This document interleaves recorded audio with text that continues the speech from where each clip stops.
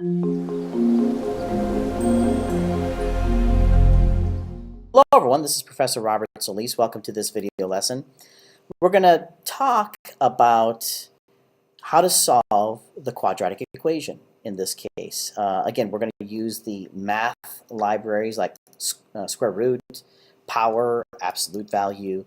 And as you'll recall, for the quadratic equation, that's the equation that says minus b plus or minus square root of, I forgot what it is here. Let me just go to the internet here really fast. And we'll say quadratic equation. And if we take a look at this over here, we can see what the quadratic equation is. I don't use it very often, so I forgot. Here it is. Minus b plus or minus square root of b squared minus 4ac divided by 2a. So we want the users to be able to enter in a value for a, b, and c. And we want to also be able to determine if whether or not the answer is going to have an imaginary component or a real component. And so the way that you do that is you take this part, which we're going to call the discriminant. You take the discriminant, and if that is less than 0 or a negative number, then that means it's going to be an imaginary number because the square root of a negative number is imaginary. Of course, if this is positive, if the b squared minus 4ac is positive, then this is going to have a real number component. All right, so we want to solve for this. So let me go back over here to Visual Studio. And I've already solved the problem. I've already created the C++ code. I just want to explain this. Well, the first thing that you'll notice that I'm going to include a string component because maybe the answer is going to be something like 2 plus 3i, say for example. Well, I want a string to be able to display this, not as a number, but as a string, specifically because of that I, and also because of the plus symbol. So I need the string library. And then what I'm going to do is I'm going to create two different quadratic strings, quadratic 1, quadratic 2, because as you'll recall from this equation, there is a plus and there is a minus portion of this answer. So minus b plus the square root of this divided by 2a, minus b minus the square root of this divided by 2a. So we have two answers though. And so that's what this quadratic equation is going to take into account. We have values a, b, and c, and then we have the discriminant, which as you can see here is b squared minus 4ac.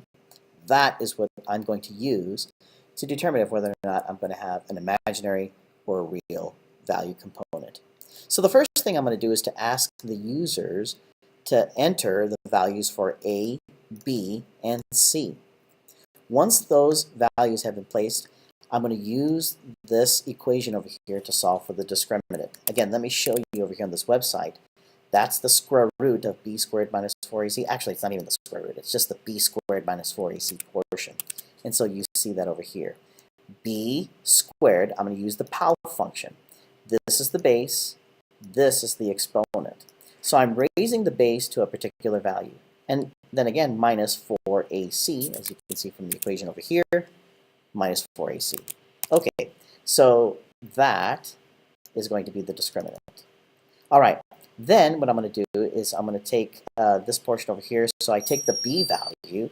So the b value is this portion right here, minus b divided by 2a. So I'm going to say minus b divided by 2a.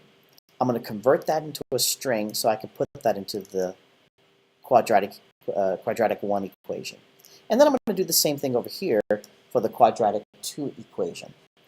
Now that I have that, I can ask if whether or not the discriminant is greater than or equal to 0.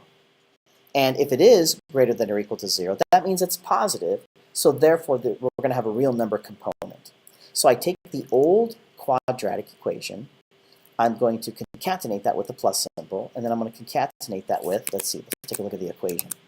According to the equation, it's the square root of this, and then one will have a plus symbol, one will have a minus symbol. And of course, don't forget to divide this by 2a.